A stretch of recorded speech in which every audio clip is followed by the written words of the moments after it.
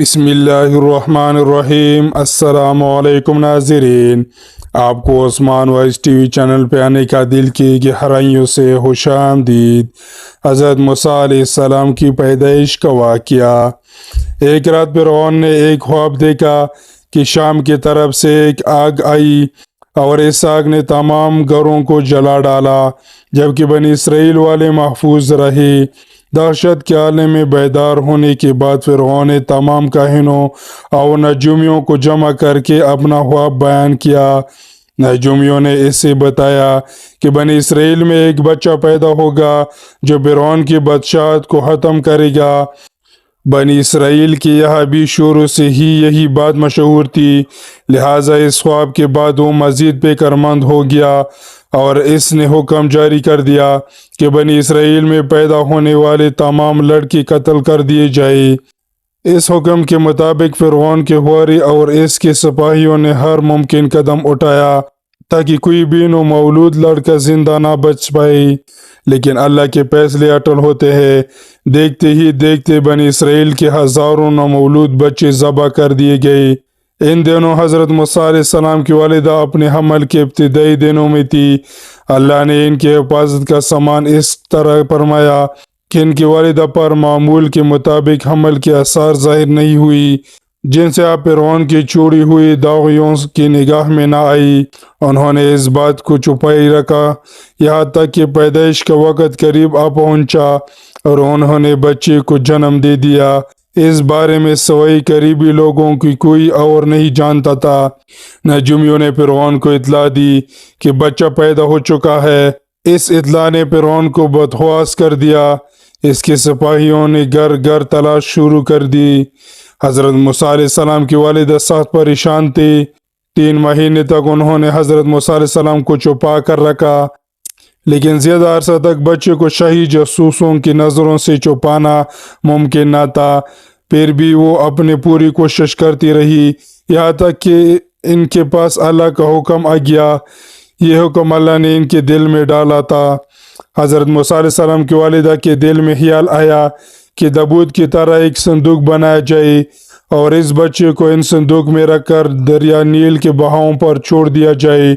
حضرت موسیٰ علیہ السلام کی ماں نے اللہ کے حکم کے مطابق بچے کو صندوق میں رکھا اور دریا میں چھوڑ دیا۔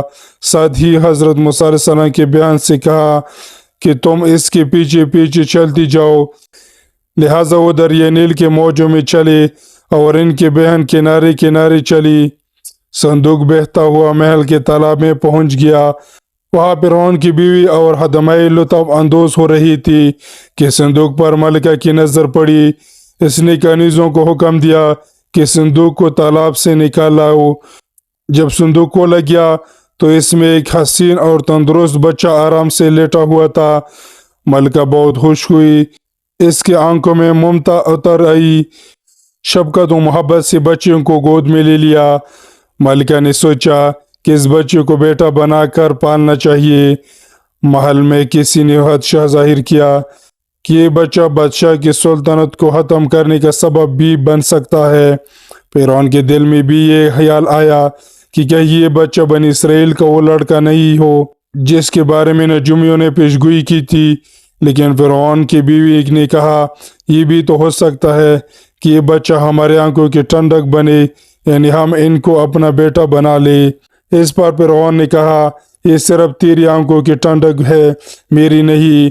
میں نہیں چاہتا بنی اسرائیل کا کوئی بچہ میری نگرانی میں پلے، لہٰذا یہ صرف تیری ہی آنکھوں کی ٹھنڈک ہے۔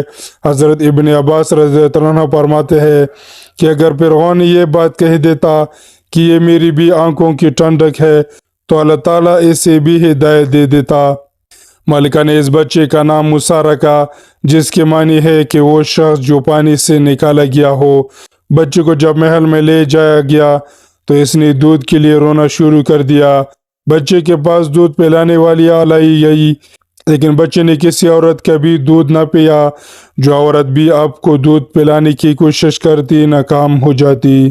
ادھر موسیٰ علیہ السلام کی بہن دور کھڑی یہ سب دیکھ رہی تھی۔ موسیٰ علیہ السلام کی بہن نے فرعون کی بیوی سے کہا کیا میں تمہیں ایسا گھر نہ بتاؤں جو اس بچے کی تمہارے لیے پرورش کرے اور اس بچے کی خیر خواہ ہو، اس لیے کہ وہ ایک غریب گھرانہ سے ہے۔ جب انہیں معلوم ہوگا کہ یہ بچہ فرعون کے گھر سے آیا ہے تو انہیں انعام و اکرام ملنے کی امید رہے گی۔ اس گھر میں نیک سیرت خاتون ہے، وہ اس بچے کو بخوبی دودھ پلانا قبول کرے گی۔ فرعون کی بیوی نے کہا چلو ٹھیک ہے، لہٰذا آپ کے بیان انہیں گھر لے کر آئی۔ محترمہ نے بچے کو دودھ پلایا تو آپ نے فوراً دودھ پینا شروع کر دیا۔ اب چونکہ بچے نے کسی اور کا دودھ پینا قبول نہیں کیا تھا، اس لیے وہ خود بچے کو لے کر آتے تھے۔ اس طرح موسیٰ علیہ السلام کی والدہ کا بے حد احترام ہونے لگا۔ یوں حضرت موسیٰ علیہ السلام شاہی محل میں پرورش پا کر جوان اور توانا ہو گئے، لہٰذا اللہ نے آپ کو نبوت کے منصب پر فائز کیا۔ آپ نے بنی اسرائیل کو فرعون سے آزادی دلائی اور مصر سے نکل گئے۔ فرعون بنی اسرائیل کو ختم کرنے کے لیے لشکر لے کر روانہ ہوا۔